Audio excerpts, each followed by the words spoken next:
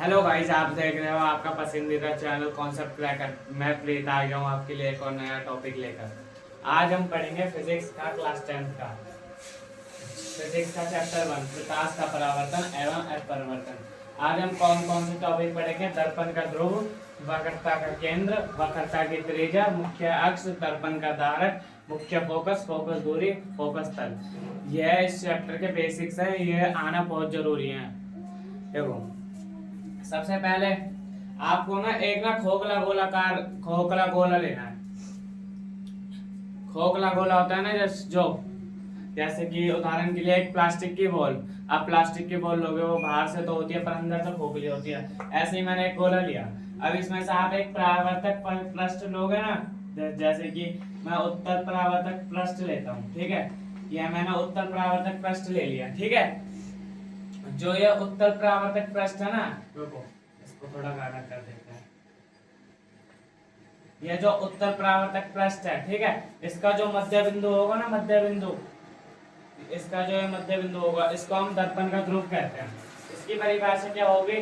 गोलीय दर्पण के परावर्तक पृष्ठ, गोलीय दर्पण के परावर्तक पृष्ठ के मध्य बिंदु को दर्पण का ध्रुव कहते हैं। इसे किससे दर्शाते हैं? इसे हम दर्शाते हैं P से। P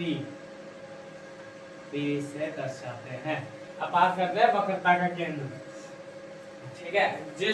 गोलीय दर्पण का जिस परावर्तक पृष्ठ का गोलीय दर्पण होता है ना,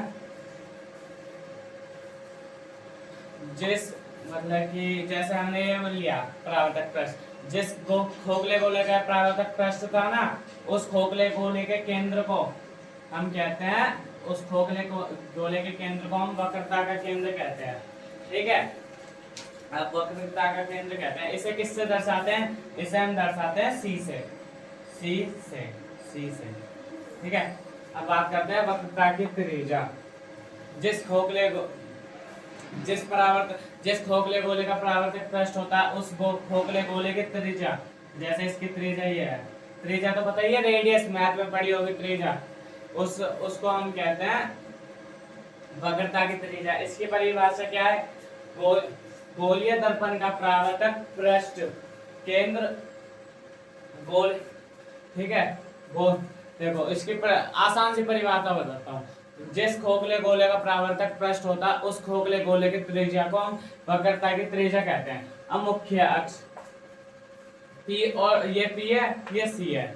P से C से एक सीधी रेखा खींचो, सीधी रेखा, ठीक है, सीधी रेखा। जो ये सीधी रेखा है ना, इसको हम मुख्य अक्ष कहेंगे। यहाँ पर हम कॉन्सेप्ट को पढ़ेंगे नहीं, बिल्कुल समझेंगे जिससे हम भूले ना। अब बात कर लेते हैं दर्पण का धारक किसे कहते हैं। दर्पण का धारक,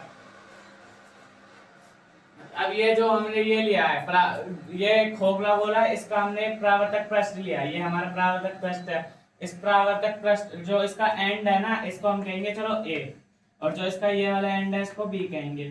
कहते नहीं है, हमने माना है। तो इन दोनों को जो मिलाती है ना रेखा, जो इन दोनों को मिलाती है, उस रेखा को हम कहते हैं दर्पण का धारक, ठीक है। अब बात करते हैं मुख्य